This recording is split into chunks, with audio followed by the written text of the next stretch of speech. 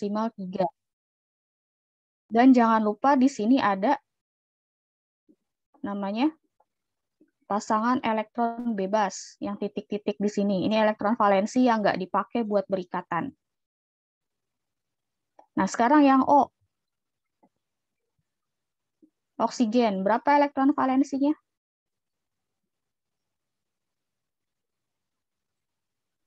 6. 6. Karena ada di golongan 6A. 6A. Berapa tangan O? 2. Ya, tangan O 2. Jangan lupa masih ada sisanya yang tidak berikatan. Berapa sisanya? 4. 4. Ya. Ini adalah pasangan elektron bebas, atau saya singkatnya ini adalah PEB. Ini juga PEB. Oke ya, jadi ini pemahaman dasar bagaimana kita tahu senyawa itu bisa berikatan satu sama lain dari elektron valensinya. Ya, jumlah elektron valensinya maksimal 8 memenuhi aturan oktet. Oke, ini saya hapus dulu.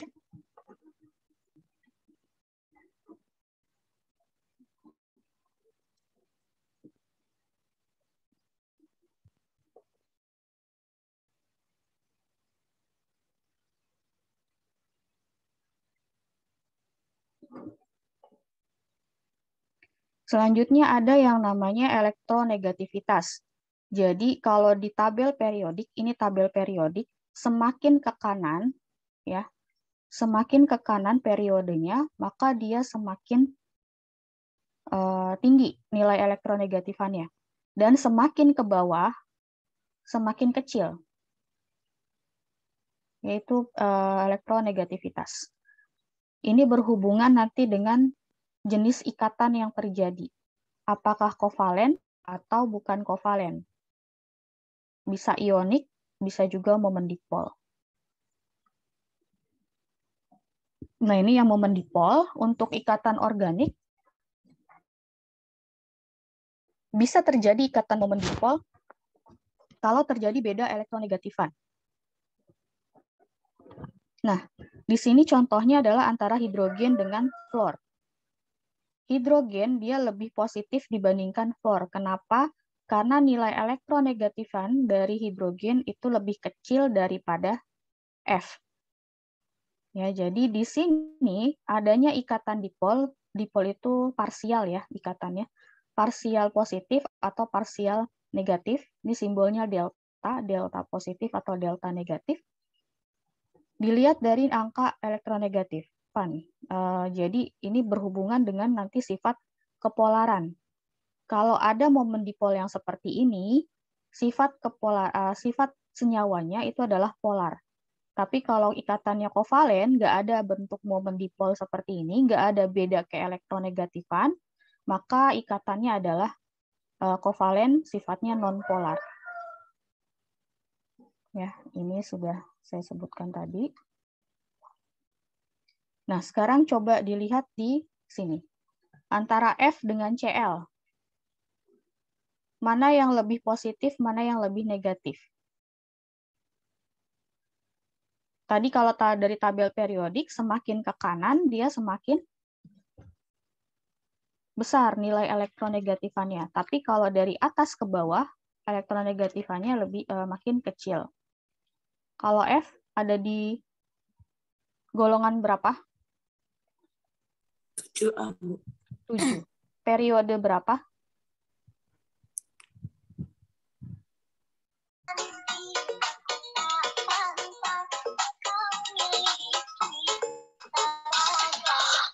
Periode berapa?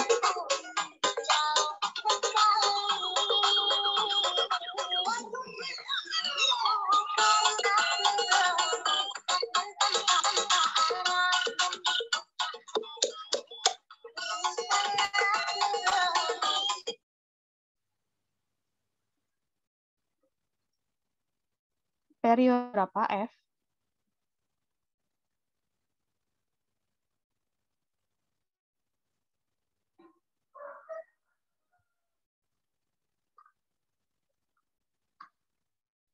Ini lihat tabel periodik. Ini golongan 3, golongan 4, 5, 6, 7. Periode 1, periode 2, periode 3, periode 4, 5, 6, 7. Nah, sekarang F ada di mana? Periode 1.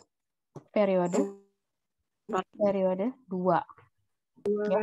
1 tuh udah nggak ada sejajarannya. 1 itu hanya ada punya hidrogen. Ya. Di sini periode 2 golongan 7 untuk F. CL 7 juga, tapi periode 3. periode 3. Berarti nilainya lebih tinggi siapa? F atau CL? F. L. Nilai elektronegativitasnya lebih tinggi F atau CL? S.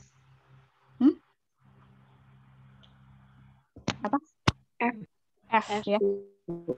Karena dia semakin ke kanan dan dia letaknya paling atas. Jadi kalau semakin ke bawah nilai elektronegatifannya semakin kecil atau semakin turun. Ya, jadi di sini yang paling tinggi ada di periode 2. Terus baru nyusul ke periode 3 dan seterusnya. Ya, dilihat dari periode dan golongannya. Maka F ini lebih negatif atau lebih positif? Kalau nilai elektronegatifannya tinggi.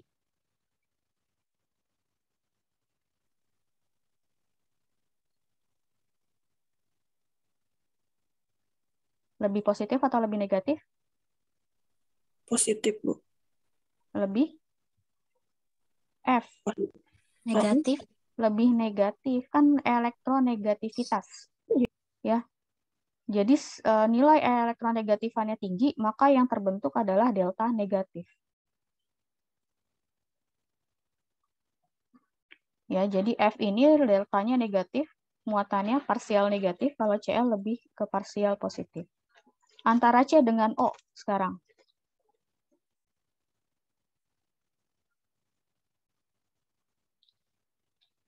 C dengan O. C golongan berapa? 2. Golongan. C golongan? Golongan 4A periode 2. Ya, C golongan 4A periode 2. Yang O? Golongan 6A periode 2. Ya, jadi lebih ke kanan siapa? Periodenya sama, tetapi lokasinya lebih? Lebih kanan O, Bu. Ya, jadi O-nya ini deltanya negatif atau positif? Yang O berarti negatif. Ya, yang O berarti deltanya negatif, yang C deltanya positif. Nah, sekarang C dengan N.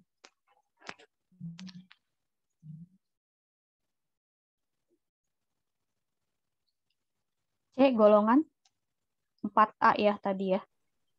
Kalau N? 5A. 5A. Periode 2.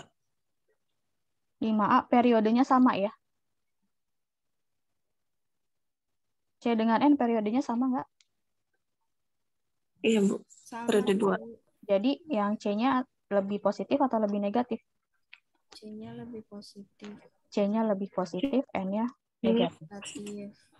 Sekarang N dengan CL. Satu periode nggak? Beda. Beda.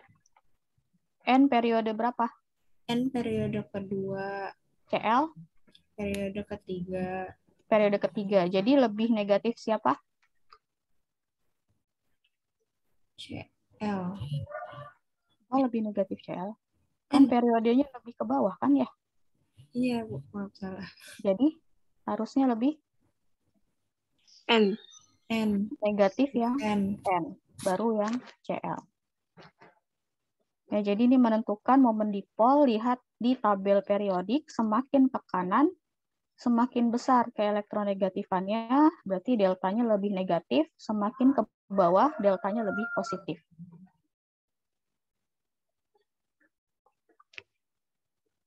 Nah, kalau ini, yang mana dari ikatan berikut yang benar dari muatan parsial dalam ikatan O dengan O? Kira-kira ada beda elektronegatifan nggak di sini?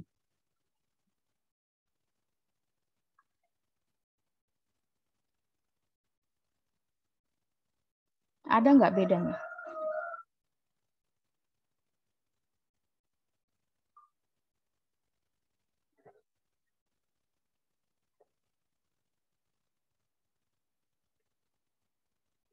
Ada atau tidak? Atomnya sama atau beda?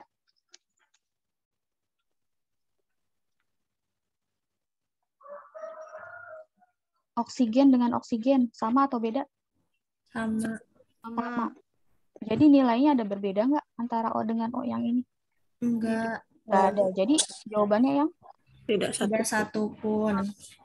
tidak satupun. Ya, jadi kalau untuk unsur yang sama dia tidak punya beda ke elektronegativitasan. Oke, ini momen dipol namanya. Ini saya lewat momen dipol. Untuk momen dipol ini fungsinya adalah untuk mengatur susunan atom pusat ya. Jadi untuk nilai dari muatan momen dipol ataupun muatan formalnya di suatu senyawa itu sama dengan 0 yang paling baik. Atau jika itu dia muatannya ion, ada nilai positif atau negatif, ya muatan formalnya tergantung nilai ionnya. Oke, selanjutnya ada pengecualian untuk aturan oktet. Ini hanya berlaku untuk molekul-molekul yang punya subkulit D. Ya, biasanya dia punya orbitalnya itu lebih luas daripada struktur yang S atau yang subkulit S. Hasilnya oktet diperluas, jadi tidak memenuhi kaidah oktet. Tadi kan harus 8 jumlahnya. Kalau diperluas nggak harus 8, bisa lebih dari 8. Nah, contohnya itu tadi ada B, S. Nah, untuk menggambar struktur Lewis, kita harus menentukan dulu yang mana atom pusatnya. Atom pusatnya, kalau ada C, berarti C. Itu yang pertama. Dan memiliki elektron valensinya, itu hanya di sekitar 4 atau 5 elektron valensi. Nah, kalau di sini contohnya ada NF3. Berarti atom pusatnya adalah N. N ya, karena N ada di golongan 5. Dan kalau ada fluor, ada golongan halida, itu pasti letaknya adalah di ujung-ujung. Jadi bukan sebagai atom pusat. Hidrogen juga sama. Hidrogen tidak mungkin menjadi atom pusat. Jadi maksimalkan N itu di aturan oktet, atau atom pusatnya itu harus memenuhi kaidah oktet. Nah, kita coba contoh latihannya. Di sini ada CO2. Berarti atom pusatnya siapa? C. C. Terus yang di kanan kiri atau di atas bawah adalah O. O ya. C tangannya berapa? 4. 4. Berarti karena di sini cuma ada 2 kanan kiri, maka terjadi ikatan rangkap. Rangkap. Nah, HCN, atom pusatnya siapa? C. C. C. Baru di kanan kirinya ada N dan H. H. H. Tangan H maksimal berapa? 1. 1.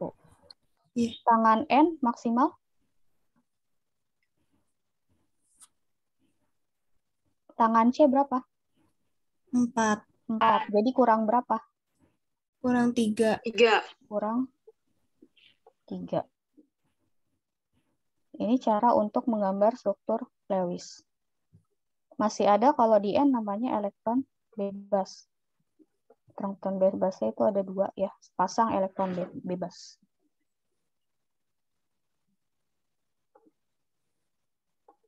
Ya, ini cara menggambar struktur Lewis dari suatu senyawa. Oke, ini bagusnya ya gambarnya seperti ini.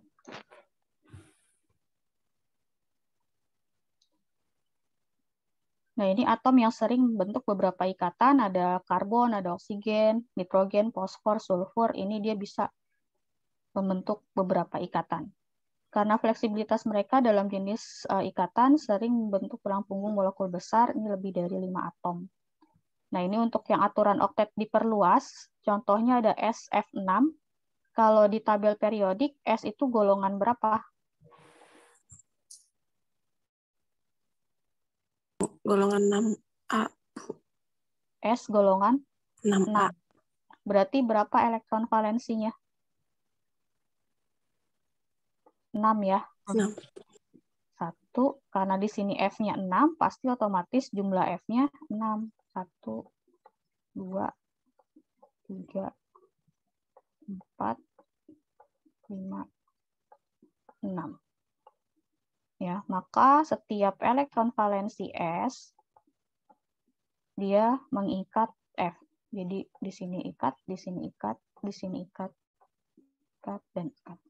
Maka S ini dia tidak mengikuti aturan oktet. Kalau aturan oktet kan harus 8 jumlah elektron. Nah, di S jumlahnya jadi berapa? Jadi Jadi 6. 6 kali 2, 12. 12. Ya, jadi satu ikatan ini dia punya 2 elektron. 1, 2, 3, 4, 5, 6, 7, 8, 9, 10, 11, 12.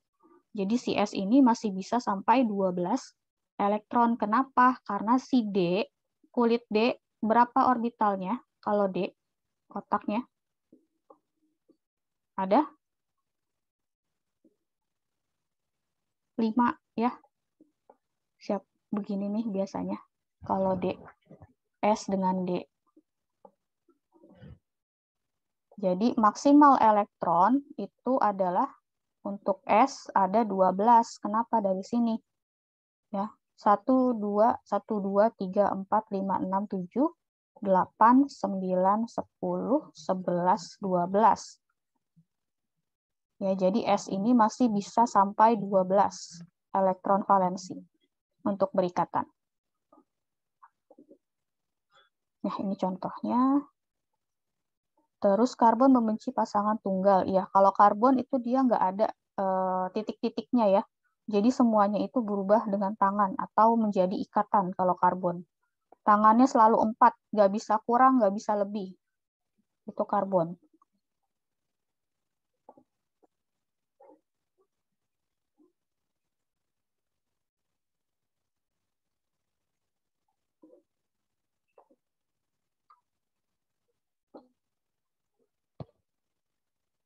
Nah, ini untuk kalian latihan aja di rumah ya.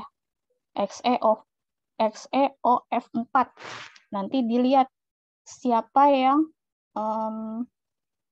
harus memenuhi kaidah oktet. Terus SeCl5 juga sama. Siapa atom pusatnya ditentukan dulu, Xe, O, atau F. Dilihat di tabel periodik. Kalau E ada di golongan berapa?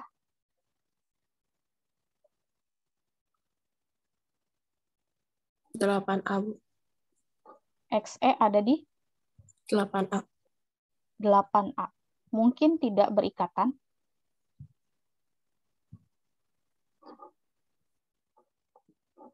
Ya, untuk XeOF4 itu dia tidak mungkin untuk berikatan. Jadi tidak ada struktur Lewisnya karena di 8 itu sudah memenuhi kaidah oktet. Ya. Jadi ini nggak ada. Kalau SbCl5, Sb di golongan berapa?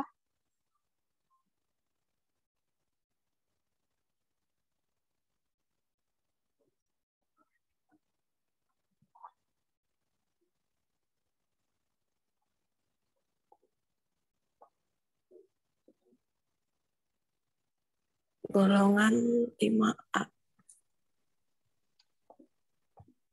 Golongan 5A, Bu.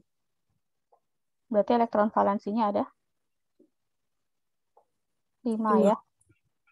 Ya, ada 5 elektron valensinya. Nanti berarti kalau ada 5 semua Cl harus terikat ya di sini. Dan seperti ini seterusnya. HCO3 juga sama.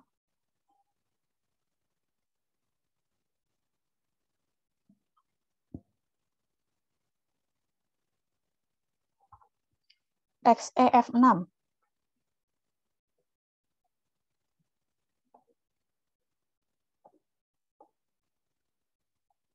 Xe-nya golongan berapa?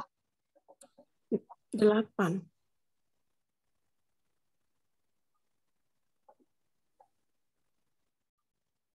Xe-nya golongan 8.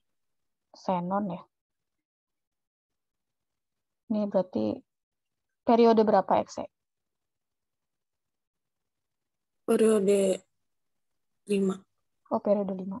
Oke, nggak masalah. Berarti dia masih punya D ya. Selanjutnya ada panjang ikatan dan ordo ikatan. Di sini panjang ikatan jarak antara inti dari dua atom dalam ikatan. Ordo ikatan adalah jumlah pasangan elektron yang dibagi antara atom. Terus ketika ordonya yang meningkat, maka panjang ikatan juga ikut meningkat, energinya juga pasti ikut meningkat. Terus ada yang namanya muatan formal. Muatan formal ini kalau total senyawa harus 0. Tapi kalau ada muatannya, sesuai dengan muatannya. Perhitungannya, untuk muatan formal jumlah elektron valensi dikurang jumlah ikatan ditambah jumlah elektron yang tidak berpasangan. Nah, kita lihat contohnya di sini. Hitung muatan formal pada setiap atom. Kalau kita mau menghitung muatan C yang di sebelah sini. Yang ini ya. Kita hitung yang satu. Tadi muatan formalnya,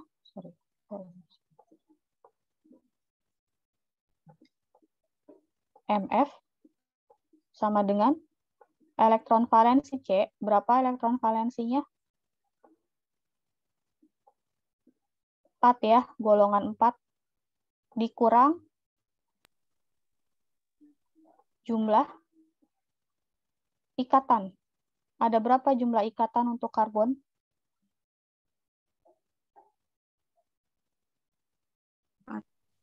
4. Ya, 4 ini dari mana? 4 ini dari jumlah tangannya. Dikurang jumlah elektron yang tidak berpasangan. Ada berapa? Ada nggak di C yang tidak berpasangan elektronnya? Nggak ada. Nggak ada. Jadi 0. Berarti berapa MF-nya? 0 ya. 4 dikurang 4. Ini untuk yang nomor 1. Kalau yang nomor 2, saya tulis yang ini aja. Yang beda. MF untuk yang N. Berapa elektron valensi N? 5. 5. Dikurang. Yang berikatan ada berapa? 3. 3. Elektron ikat berapa yang 3 yang bebas? 2. Elektron bebasnya? Ada berapa? Yang tidak berikatan? 1. Yang tidak berikatan ada 2. ya. Kalau ditanya ini yang tidak berikatan berarti dua-duanya dihitung ya. Kalau yang pasangan bebas 1, tapi kalau elektron tidak berikatan 2. Jadi MF-nya 0 ya. Nah, ini maksudnya jadi dalam satu senyawa kalau ditotalkan itu MF-nya pasti 0. Kalau di sini dia ada plus 1 ya di sini. Maka MF-nya adalah plus 1 kalau kita hitung seperti ini. Ya, untuk pembuktiannya untuk MF yang N, kenapa bisa plus 1? N tadi 5 ya. Elektron valensinya dikurang N. 4. Berapa? Ada? 4. Ada yang bebasnya nggak? Di sini.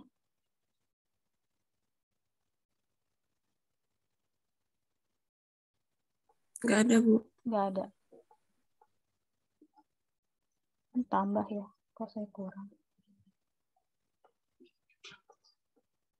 Maka MF-nya adalah plus 1. Nah, inilah sebagai muatan ya.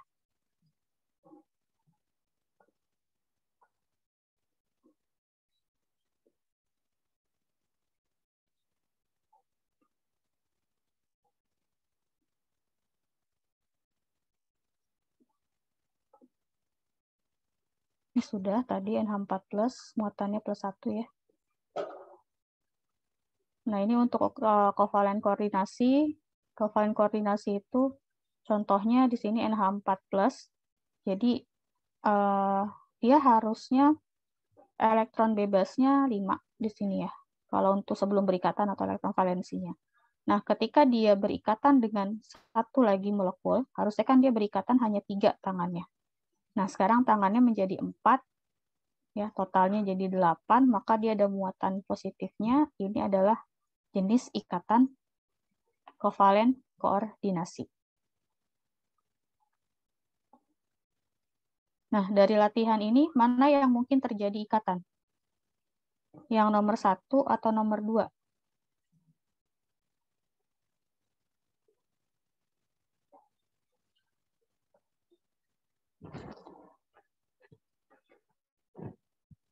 Nomor 1 atau nomor 2? Nomor 1. Nomor 1. Kenapa yang nomor 2 nggak mungkin terjadi? Karena yang C, nggak jadi. Benar, tadi C-nya kenapa ini? C-nya tangannya cuma ada 3, sedangkan harusnya kan C tangannya Ya, C itu harus wajib 4. Jadi C itu nggak suka yang namanya pasangan elektron bebas seperti ini. Ya, jadi C itu harus tangan 4, ini nggak mungkin terjadi ikatan ini. Jadi yang mungkin yang nomor 1. Nah, ini yang namanya resonansi untuk ion karbonat CO3 2-. Jadi maksudnya resonansi itu ikatannya, ikatan si rangkap ini bisa berpindah-pindah. Bisa pindah ke sini, bisa juga pindah ke sini. Gitu. Namanya resonansi. Jadi simbolnya itu panahnya bolak-balik gitu ya. Namanya resonansi. NO2 juga sama, NO3 juga sama. Terus PO3 juga sama. Nah, untuk ion sulfat kira-kira mana yang mungkin strukturnya?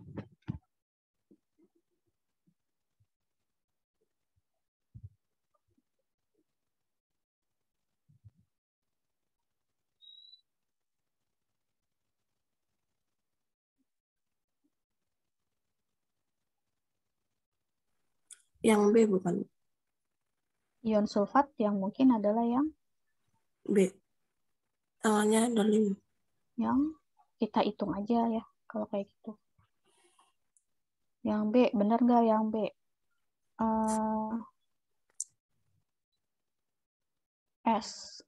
S-nya itu dia ada di mana? Tabel periodik golongan berapa? S golongan 6A. Golongan 6. 6. Berarti Yang C. Yang C.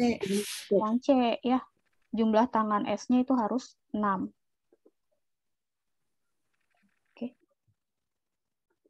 Selanjutnya adalah hibridisasi. Di sini hibridisasi itu untuk menunjukkan geometri dari senyawa ya. Bukan unsur, tapi geometri senyawanya sudah membentuk ikatan. Ini ada yang namanya elektron domain. Elektron domain itu ditandai dengan jumlah tangan atau pasangan elektron bebasnya berapa. Tapi kalau untuk struktur dasar, ini kan ada 5 ya, 5 struktur dasar, itu hanya dari tangannya aja. Tidak memperdulikan adanya pasangan elektron bebas. Nanti berikutnya baru ada. Nah, kalau untuk elektron domainnya 2, ini ada ikatannya 2, maka bentuknya adalah linear. Kalau elektron domainnya 3, bentuknya trigonal planar. Ya, jadi ada 3 di sini, ada 3 tangan. Kalau elektron domainnya 4, bentuknya adalah tetrahedral. Elektron domainnya 5, tangannya 5, ini adalah trigonal bipiramidal. Nah, untuk yang trigonal bipiramidal ada yang namanya posisi aksial, ini aksial, yang atas dan bawah itu aksial. Ada yang posisi ekuatorial, ekuatorial itu yang muter. Ini. Nah, ada terjadi ikatan sudutnya. Untuk posisi aksial dengan ekuatorial, sudutnya itu adalah 90 derajat. Tapi kalau ekuatorial dengan ekuatorial, sudutnya adalah 120 derajat. Kalau aksial dengan aksial berapa?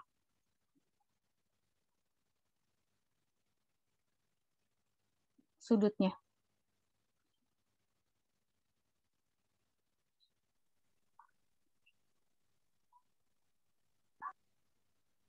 Kalau garis lurus berapa sih sudutnya? Ini kan aksial, atas, bawah juga aksial. Kalau garis lurus berapa sudutnya?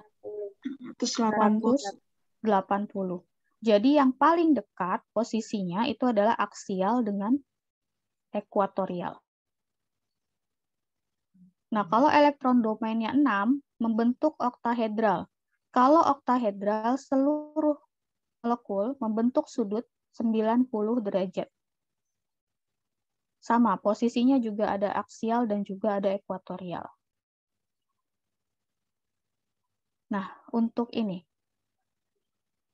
mengidentifikasikan geometri pasangan elektron untuk setiap pusat. Pusatnya adalah N. Berarti ada berapa tangannya? 3. 3. Tapi di sini ada yang namanya pasangan elektron bebas.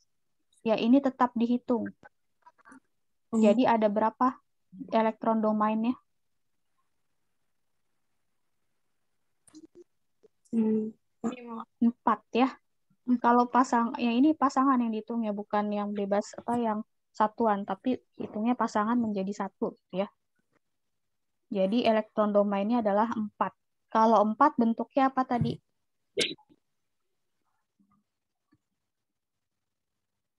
Elektron domain 4 bentuknya tetrahedral. Ya, tetrahedral. Maka si NH3 ini untuk struktur dasar bentuknya adalah tetrahedral. H2O Berarti 4 juga ya, sama. Kan 1, 2, 3, 4. Berarti struktur dasarnya adalah tetrahedral. Kalau I, ini yang atom pusatnya, yang di tengah. Bentuk senyawanya apa? Bentuk strukturnya apa? Berapa domain elektronnya? 1, 5. 2, 3, 4, 5. Kalau 5 tadi apa? Trigonal bipiramidal. Ya, jadi itu untuk struktur dasar. Nah, ini saya lewat langsung aja. Nah, sekarang diperhitungkan ada yang namanya domain non-ikatan. Ada ikatan domain, di sini yang tadi yang bentuk tangan, terus ada non-domain atau non-ikatan yang hanya pasangan elektron bebas, tidak membentuk garis gitu ya, tidak membentuk tangan. Ini nanti akan terbentuk distorsi bentuknya. Dia kalau yang titik-titik itu dia membutuhkan ruang yang lebih besar untuk yang non-bonding domain atau yang tidak berikatan. Nah, ini turunannya. Turunan trigonal planar, ya tadi kan kalau yang pertama itu ada trigonal planar. Yang domain ikatannya 3, domain non-ikatannya 0. Bentuknya trigonal planar. Tapi ketika dia berubah, total domainnya tetap 3, tetapi ada satu yang domainnya non-ikatan. Jadi ada satu yang seperti ini, yang pasangan elektron bebas, maka bentuknya bukan trigonal planar lagi, tetapi bentuknya adalah band. Ya, band atau bengkok namanya. Gitu. Jadi ini turunan dari trigonal planar. Selanjutnya turunan dari tetrahedral. Tetrahedral kan domain total adalah 4. Ketika si 4 ini berkurang, ada satu ikatan yang non-bonding, ya, non-berikatan, ada pasangan elektron bebas 1, Yang digantikan adalah pada posisi yang paling atas terlebih dahulu. Nah, jadi tadinya tetrahedral berubah menjadi trigonal piramida. Terus kalau dia berubah domainnya lagi ya, berkurang lagi di sini dan di sini, maka dia bentuknya band atau non-linear. Bengkok kayak seperti yang di atas tadi, yang trigonal piramida, tapi 2 dan 1. Bentuknya seperti ini. Band atau bengkok. Turunan trigonal bipiramida yang selanjutnya. Domain total 5 tadi ya. Domain totalnya 5. Ketika ada berkurang, yang si tangannya digantikan dengan yang elektron bebas atau PEB, yang digantikan pertama kali itu adalah pada posisi ekuatorial. Jadi ekuatorialnya hilang 1, digantikan dengan muatan seperti ini juga sama. Maka terjadi perubahan bentuk yang awalnya trigonal piramida jadi distorsi tetrahedral. Ini contohnya SF4. Nah, satu lagi kehilangan tangan, jadi pasangan elektron bebas, maka membentuk T-shape atau bentuk seperti huruf T. Nah, tiga-tiganya menghilang di sini, ya, non-bondingnya terbentuk, ada titik-titik seperti ini, maka bentuknya adalah linear. Linearnya lurus, hanya ada posisi aksialnya yang tertinggal. Ekuatorialnya sudah hilang, sudah digantikan dengan elektron bebas. Ya, ini namanya teorinya teori Vespers. Turunan dari oktahedral. Domainnya 6. Nah, kalau yang tetrahedral yang bisa digantikan itu hanya posisi aksial. Ya, posisi aksialnya 2, ada yang di atas dan yang di bawah. Ketika yang di bawahnya diganti, ya, diganti dengan pasangan elektron bebas, maka dia berubah menjadi square piramida.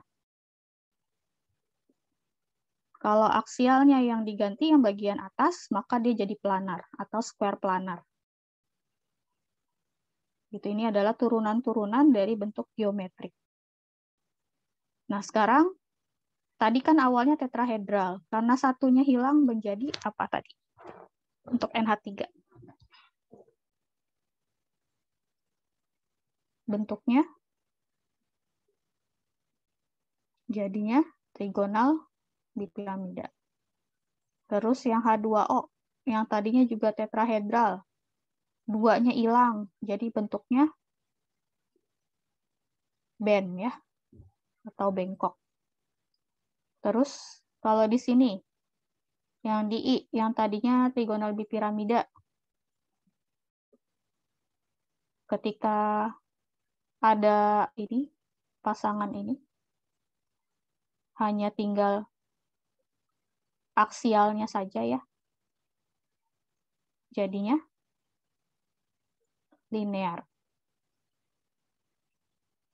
Ya, jadi ekuatorialnya semuanya jadi pasangan elektron bebas, jadi hanya tinggal aksialnya saja, maka dia jadi lurus bentuknya. Yang membutuhkan lebih banyak ruang, elektron yang berikatan atau yang tidak berikatan, atau yang berpasangan. Bebas. Yang mana yang lebih banyak ruang tadi? Bond pair, lone pair, atau nggak ada? Sama aja.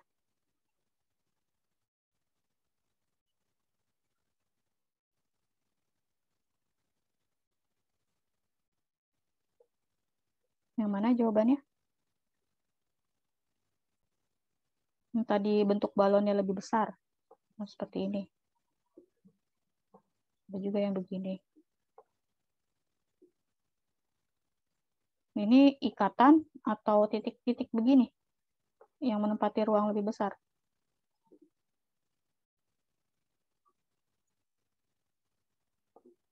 Yang mana?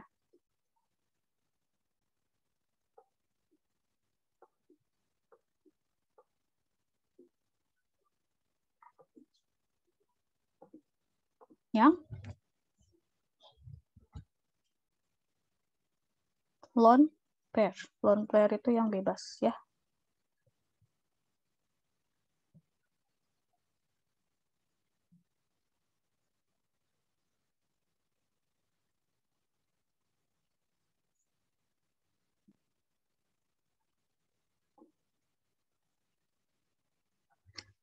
Oke, sudut ikatan mana yang lebih dekat dalam struktur bipiramidal trigonal?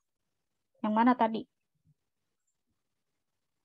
Yang aksial-aksial, aksial ekuatorial, ekuatorial, atau nggak ada? Sama aja semuanya sudutnya. Yang mana?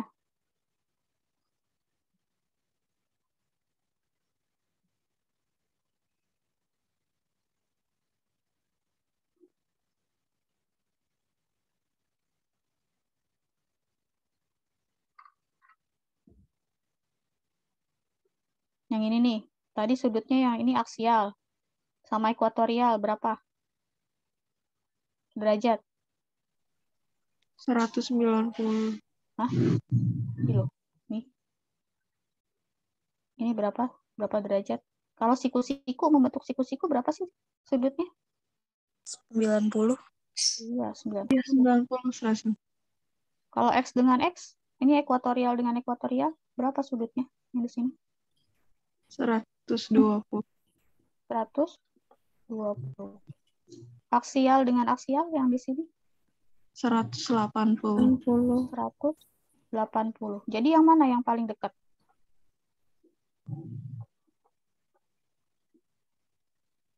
Yang mana yang paling dekat? AM. A, E.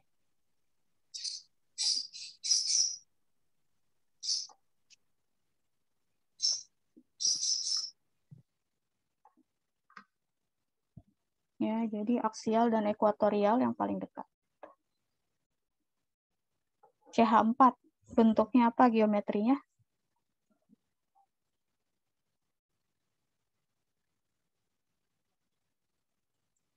CH4. CH4. Tuh ada berapa tangannya? 4, Bu. Ada 4, domain 4. Berarti 40. Kalau 40 apa? Domain 40 adalah Tetra. tetra, ya. Nanti bisa dilihat-lihat lagi, dipelajari lagi untuk bentuk geometrik dari senyawa. Nah,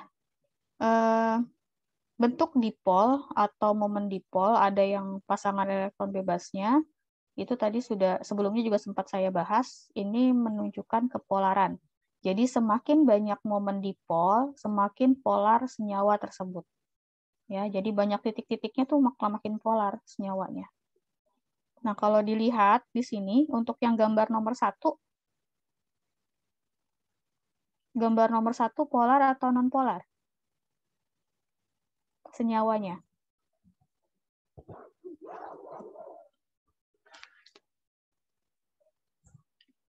Polar atau non polar? Nomor 1.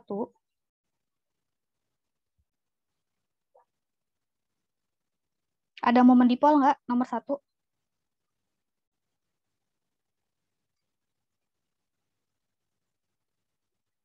Ada pasangan elektron bebasnya nggak nomor 1? Nih, nomor 1. Ada. Jadi, sifatnya apa? Polar atau non polar? Kalau ada pasangan elektron bebas?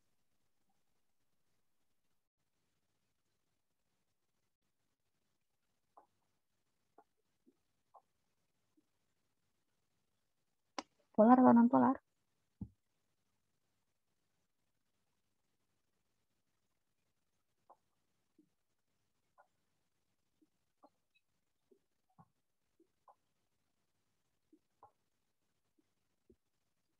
Nomor 2.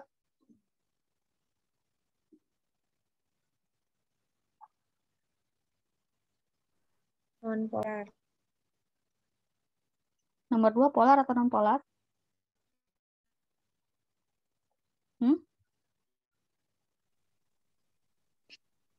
Non polar. Non polar. Benar, non polar. Kok punya nggak? Oh,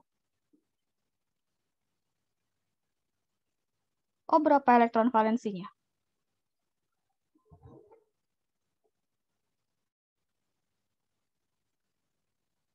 Elektron valensi O berapa? 6. 6 kan? Yang baru berikatan berapa? 2. 2. Berarti sisanya ada berapa? 4. 4. 4. Ya. Berarti masih ada dia. Cuma ada yang digambarkan, ada yang tidak digambarkan. Berarti apa ini molekulnya? Polar. Polar. Nomor 3. Polar atau non-polar?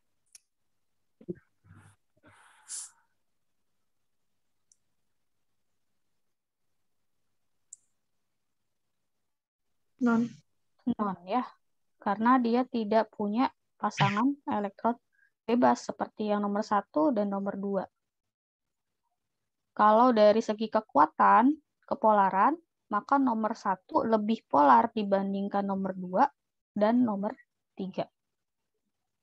Yang non-polar, yang paling non-polar itu adalah yang nomor 3. Gitu ya.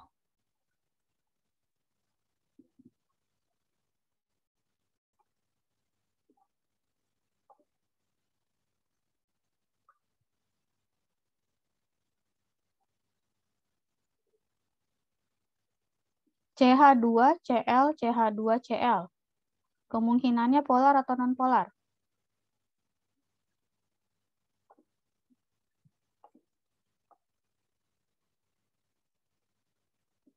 Polar atau non-polar?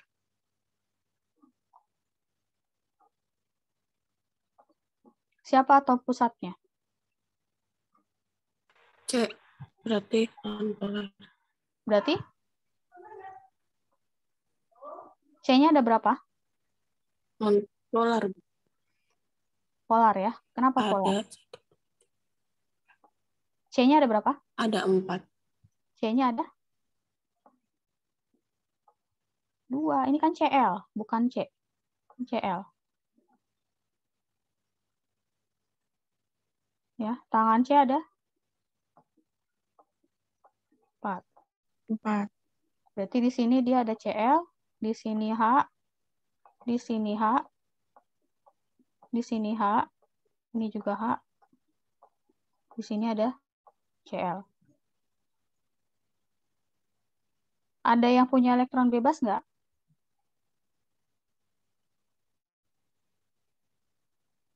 Ada yang punya elektron bebas di atom yang mana? Yang elektron bebasnya? CL, Bu. Cl. Berapa? Cl 7. 7. Berarti elektron bebasnya berapa? 6. 1. 6 ya. Kan sudah dipakai 1 untuk berikatan. Jadi di sini elektron bebas untuk Cl. Maka sifatnya dia polar. Karena masih ada ini tadi. Benzoil peroksida. Benzoil peroksida seperti ini strukturnya. Polar atau non-polar?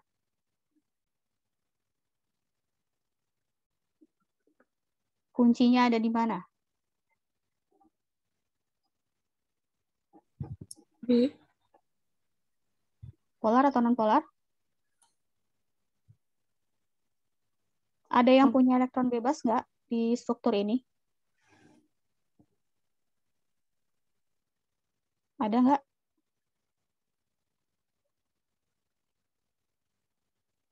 Ini strukturnya nih. Kira-kira ada nggak yang punya elektron bebas dari struktur ini?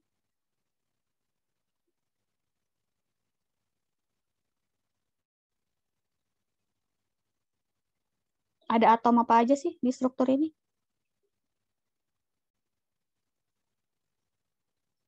Kalau sudut tuh menggambarkan C. Ya. Ini ada C lagi, ini ada C, ini ada C. Ini ada C. Jadi ada unsur apa aja di sini? Strukturnya. C6. Ada C, unsur. Saya tanya unsur aja. Ada C, terus ada?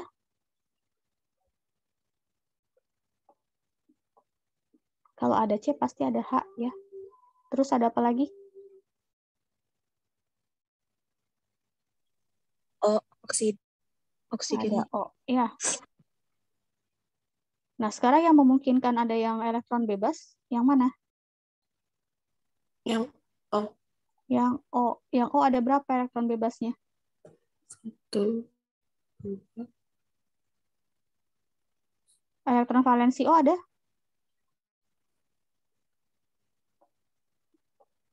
Elektron 6. valensi O 6. Yang berikatan berapa? Yang O.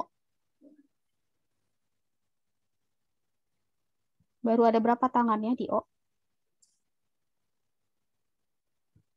2. 2. Berarti elektron valensinya tinggal berapa yang tidak berikatan? 4. 4. Itulah yang menjadi pasangan elektron bebas. Jadi sifatnya apa? Polar. Polar. Ya. Oke, jadi sifatnya adalah polar.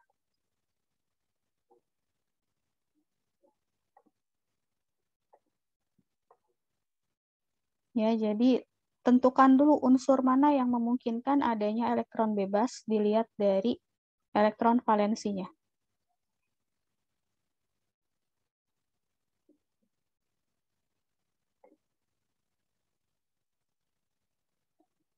Ini teori ikatan valensi. Kalau ikatan valensi itu berarti dia ada tumpang tindih di sini. Ya, kalau dia berikatan, misalnya ini hidrogen dengan fluor gitu ya, berikatan. Gimana sih molekulnya berikatan? Penggambarannya seperti ini. Hidrogen cuma punya satu kulit, yaitu S, subkulitnya. Jadi cuma ada satu orbital. Nih di sini. Hidrogen cuma punya satu, ya. Saya gambarkan satu seperti ini.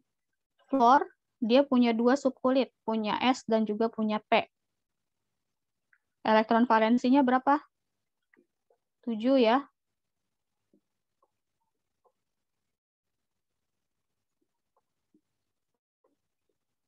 Subkulit S, kalau 7, 1, 2, 3, 4, 5, 6, 7. Ini cara menggambar elektron valensi di dalam satu orbital. Ini H-nya dia cuma punya satu, hanya punya subkulit S. Untuk F punya 2 subkulit, yaitu S dan P di elektron valensinya. Nah, berikatannya di mana? Berikatannya adalah masih kosong orbitalnya. Di sini.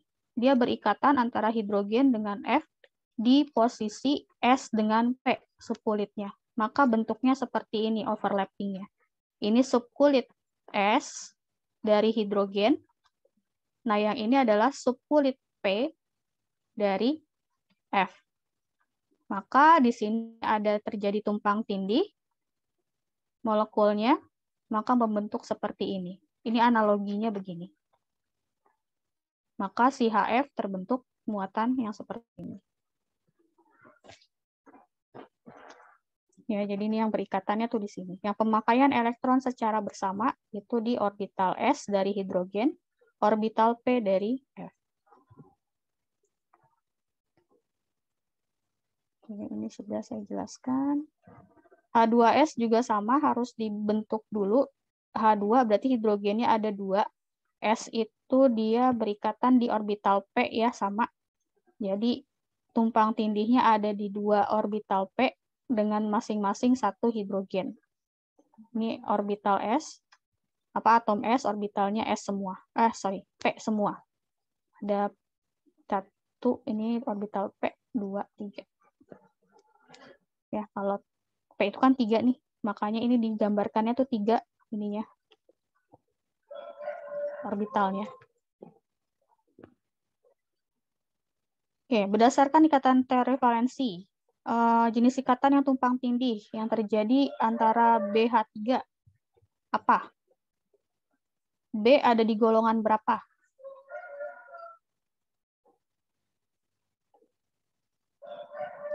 B ada di golongan 3A. 3A. Berarti berapa elektron valensinya? 3 ya. Ini kulitnya S, di sini kulitnya P, ini untuk senyawa B. Ini saya kotakin. Ini untuk B. Tadi ada 3, 1, 2, 3. Harusnya begini.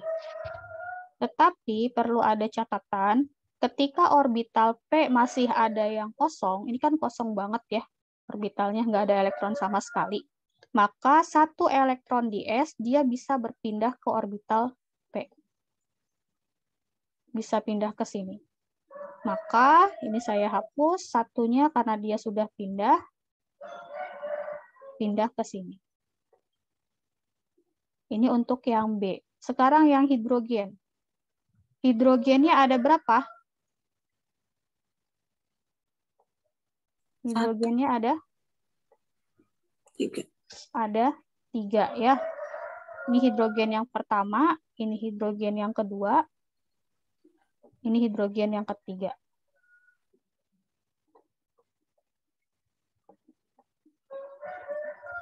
Ada 1 ya elektronnya ya. Di sini ada, saya gambarnya buletan aja deh, biar kelihatan nanti. Saya gambarkan dengan bulatan, artinya 1 elektron untuk hidrogen. Maka si hidrogen ini dia bisa masuk ke orbital yang mau berpasangan dengan hidrogen. Artinya masih punya 1 isi di sini. Kalau yang di sini nggak bisa masuk karena belum ada yang bisa berikatan antar elektronnya. Ya, jadi 1 hidrogen dia bisa ke sini masuk, saling berikatan. 1 hidrogen masuk ke sini, dan 1 hidrogen lagi masuk ke sini. Dia punya subkulit S untuk hidrogen, ini juga S, karena hanya ada di periode 1 untuk berikatan. Jadi jenis tumpang tindih yang tidak terjadi pada BH3 yang mana? Yang nggak mungkin terjadi. S dengan S mungkin nggak? Ada nggak yang ikatannya S dengan S?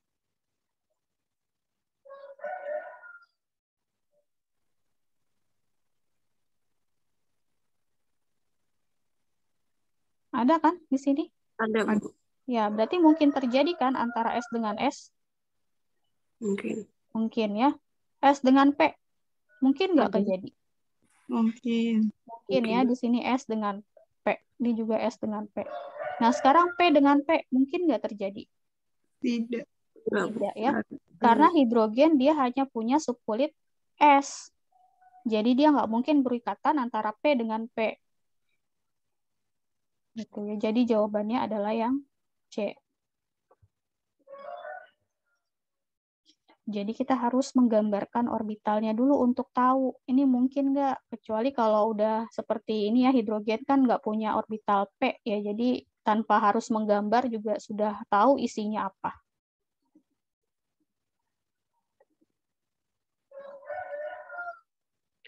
NH3 silakan nanti kalian coba sendiri ya, kenapa bisa jawabannya itu yang B atau S dengan P yang tumpang tindih, kenapa tidak S dengan S, P dengan P.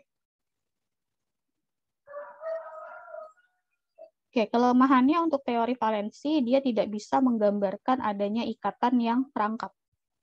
Ya, jadi kalau untuk ikatan rangkap, kita ambil teori yang namanya geometri hibrida, teorinya Vespers, hibridnya itu jenis orbitalnya. Kalau sp3 bentuknya itu tetrahedral, untuk sudut yang terbentuk 109,5 derajat, terus ada juga yang namanya hibridnya itu adalah sp2, sp2 tuh yang tadi gitu ya, yang bisa berikatan S dengan P di 2 orbital atau S dengan P jadi 3 orbital. Itu sp3. Yang contohnya gini tadi. Ini ada S, di sini ada P. Nah, ketika misalnya ada hidrogen gitu ya, si hidrogennya ada 4 untuk C, ini untuk C. Dia masuk ke sini 1, ini masuk ke sini 1, masuk ke sini 1, ini masuk ke sini 1, maka hibridisasinya itu adalah sp3. Karena dia masuk di S1, di P-nya 3 berikatannya. Kalau sp2 berarti masuk di S-nya 1, di P-nya 2, di sininya 2. Maka nanti akan terbentuk trigonal planar, sudutnya 120. Kalau dia ada molekul C, pasti nanti akan ada terbentuk ikatan rangkap. ikatan rangkap 2.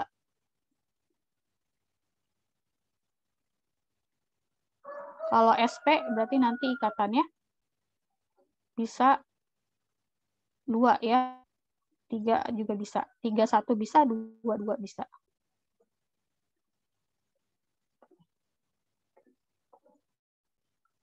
Nanti kita lihat ini hibridisasi atau bentuknya seperti apa. Nah, ini untuk SP3 seperti ini. Terus untuk SP2, dia berikatan 1S dengan 2P. Terus kalau SP, dia berikatan S dengan P.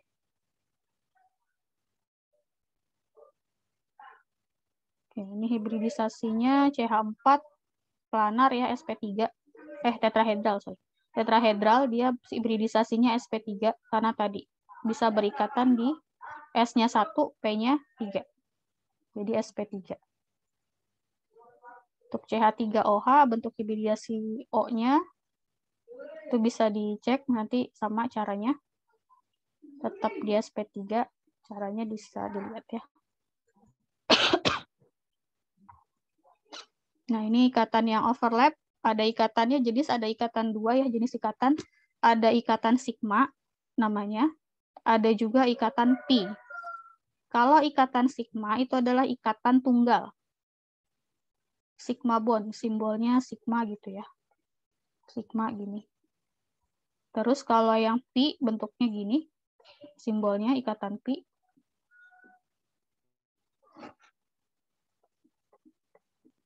Ikatan pi, dia adalah ikatan rangkap. Kalau ikatan pi.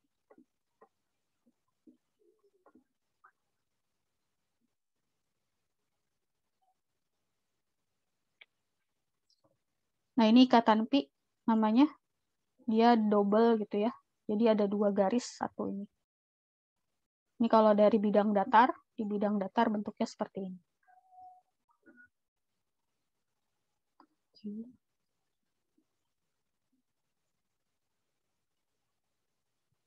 Ini nanti dicek lagi ya. Untuk hibridisasinya, kalau untuk ikatan pi itu nggak bisa SP3, tapi SP2 yang memungkinkan, atau bisa dengan SP, jadi hibridisasinya. Nah, di sini ikatan pi dalam CH3COOH. Ini gugusnya apa nih? Gugus fungsi apa? COOH. Berarti C-nya ada berapa? C-nya ada 2. Terus ada hidrogen di sini. Yang C pertama, ini C1, ini C2. Ya. Terus ada apa lagi? Ada O dan 1 terikat dengan hidrogen. Di sini O. C-nya masih kurang nggak tangannya? Yang ini. Kurang Mas, 1. kurang 1. Berarti akan terjadi ikatan rangkap. Di mana? Di sini atau di nomor 1 atau di nomor 2 ikatan rangkapnya? Nomor 2. Nomor 2. Kenapa nggak di nomor 1? Udah. Karena O-nya maksimal punya berapa tangan? 2. 2 ya. Kalau di sini tangannya O udah 2, jadi udah nggak bisa ditambahkan di sini lagi. Jadi harus ini.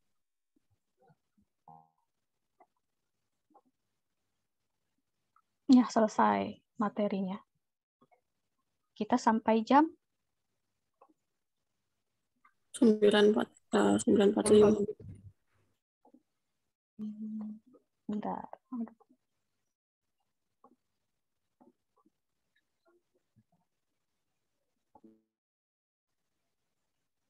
9.40 ya. Berarti cuma tinggal kurang 10 menit lagi. Oke, berikutnya materi yang selanjutnya kita mulai di minggu depan ya. Untuk yang geometri dan konformasi molekul.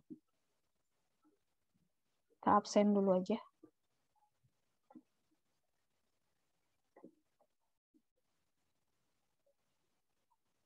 Materinya saya kirim ke e-learning aja ya. Nanti silakan dipelajari kembali materinya.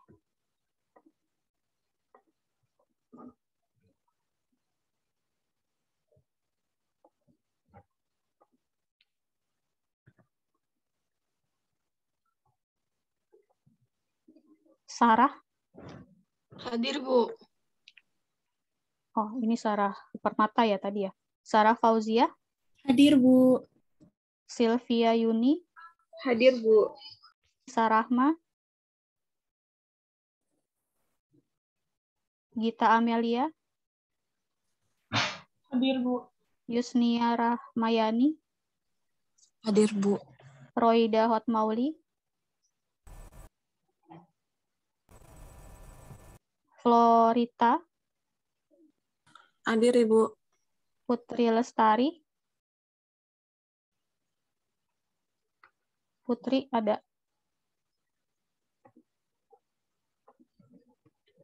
Hadir, Bu. Itu jaringannya jelek mungkin. Ya. Farizan? Hadir, Bu. Arta Junita? Hadir, Bu. Azahira? Hadir, Bu. Syalsabila? Hadir, Bu. Ananda Maharani? Hadir, Ibu. Siti Fatimah? Hadir, Bu. Abdul Hafiz? Hadir. Ilmi Aulia? Hadir, Bu. Anita Hayatun Nufus? Hadir, Ibu. Deborah Irma? Hadir, Bu. Oke. Ada yang belum dipanggil? Saya, Bu. Tadi jaringannya nge-lag. Siapa tuh? Tadi Putri ya? Siapa?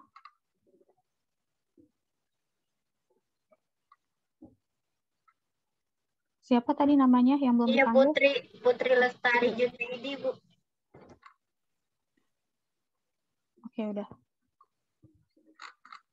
Udah ya, satu aja. Berarti semuanya hadir. Putri Lestari, Bu. Iya, Putri Lestari. Sudah. Iya, Bu. Makasih. Ya. Ada yang mau ditanya? Sebelum saya tutup pertemuan hari ini.